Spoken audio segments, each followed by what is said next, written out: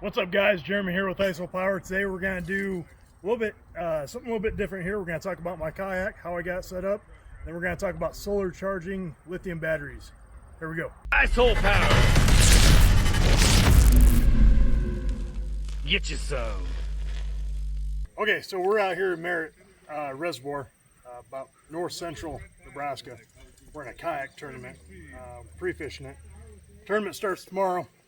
So, beautiful lake. If you guys haven't been here, lots of muskie, lots of pike, a few bass, and carp. So right here we have a Native Titan 13.5 foot. What I did on this boat is up front, I put the nav lights on, the green and red. I put I call them frogging lights. They're super bright LED headlights basically. And I've got the Yellow Tech kayak. It's a short one made for kayaks. It's a GoPro charging stick. And then under here I've got the power plant, which is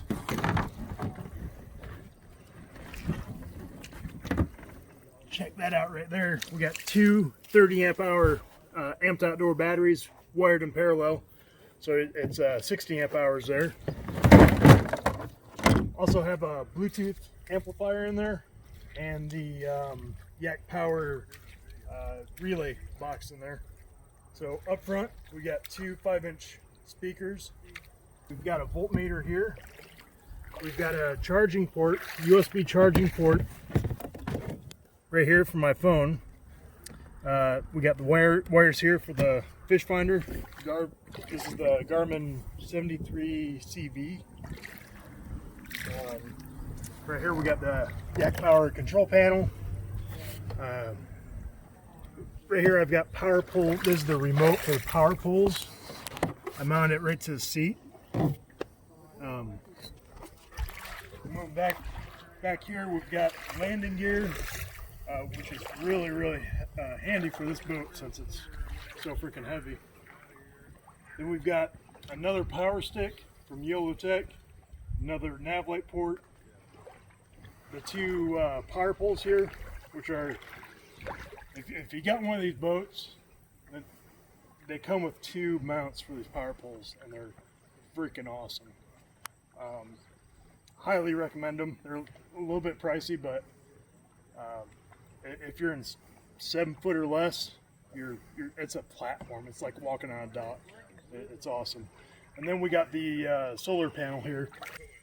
All right, let's talk about solar panels here. So on my boat here, I've got a little solar panel just to give me a little bit more when I'm out fishing all day or for the weekend, just to give me a little bit more juice on these batteries here. So with the solar panel, we get asked all the time, can I use a solar panel on my lithium iron phosphate batteries? And yeah, you can. The BMS chip in that battery is going to prevent over voltage. It has an over voltage feature on that BMS chip. So there's something called a FET, which is a field effect transistor.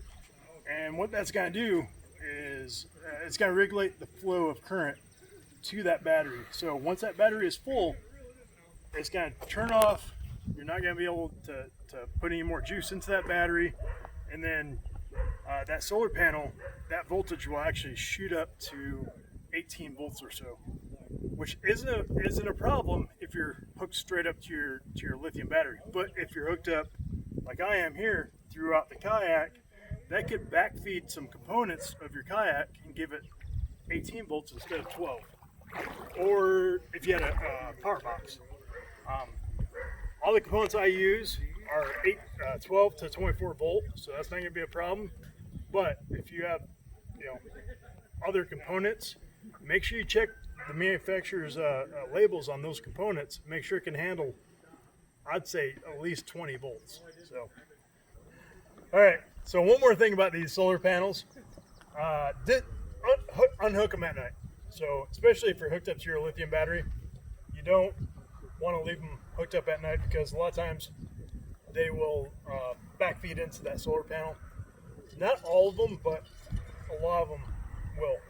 Some of them have something called a diode, and what a diode does is it lets current flow one way but not the other. Some of them have them, some of them don't. It's just best to unhook it at night. So another question I get a lot is, do I need a solar charger for these batteries? You know, if you're going out for a weekend trip, you're unhooking your solar panel at night, I wouldn't worry about a solar controller. Those are more for your household solar panel setups, your sealed lead acid panel setups. Those are going to prevent over voltage. It's going to provide short circuit protection for those sealed lead acid.